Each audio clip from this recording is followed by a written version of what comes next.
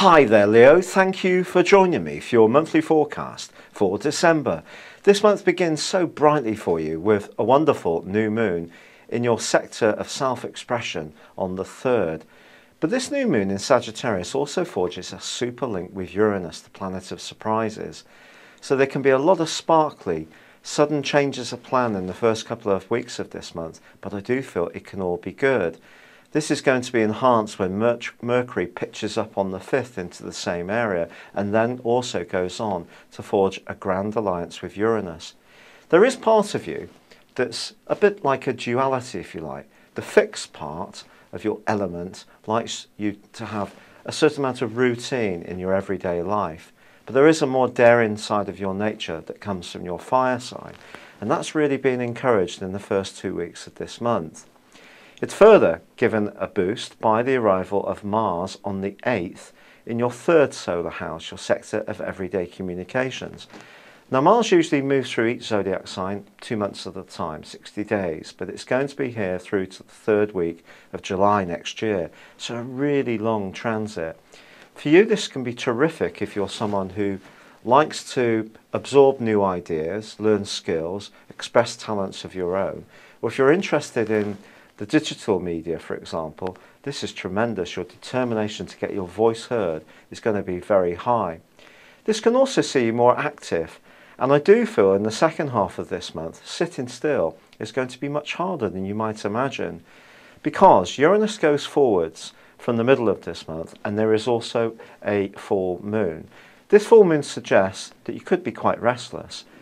Doing the normal things that you do at Christmas time may lose a little bit of their glamour this year.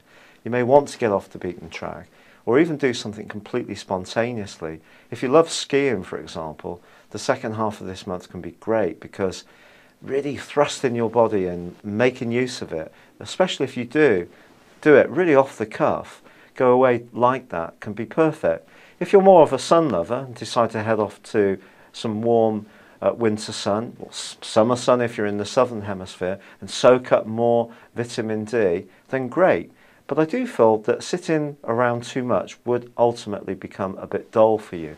Your attention span is going to be particularly low in the second half of this month. But all this energy is going to be absolutely brilliant for the seasonal festivities, and this can see you taking the lead in these and be very active.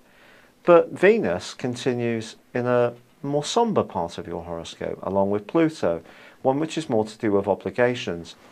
And Mars and Uranus are going to go into opposition from the 18th of this month, broadly, right to the end of the month, and they're going to be squaring up with Uranus. And this really is going to prime an influence that I think has been pecking away into your situation for the last 2 or 3 years, and that is this. There is that side of you, especially at Christmas time, that likes to look after everyone else and be a good egg and be very obliging. Your attention to detail is second to none. The problem is that if people are taking this too much for granted, or around any obligation, you've just got bored with it.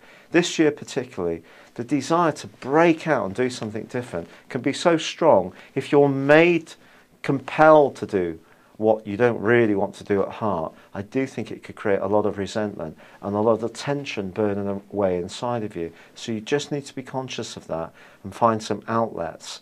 And that outlet comes from creating some space for yourself and then going back to the obligatory type stuff. Now, Venus starts to track backwards from the 21st. The Sun and Mercury join Capricorn soon after, which gives you 4 planets in this area. And your health and lifestyle and wellness issues and where you work are going to be things you're thinking about quite a lot over the Christmas break itself. And if you do quite a bit of sleeping and resting as well, and then something more active, I know that seems to be a bit of a dichotomy, but it wouldn't be a surprise. As you enter the new year, I do feel that making some changes in these areas could be very much part of your New Year's resolutions. But Christmas itself does see the Sun and Mercury forge a beautiful link with Neptune. And however much you might find it hard at times to be as self-sacrificing as usual, I do feel because you can be one of the kindest members of the zodiac. If there is somebody you know who's really less fortunate, it could be you who's reaching out, trying to include them in the celebrations. It's been a real pleasure being with you. Thank you for joining me. Good luck. Have a happy Christmas and goodbye for now.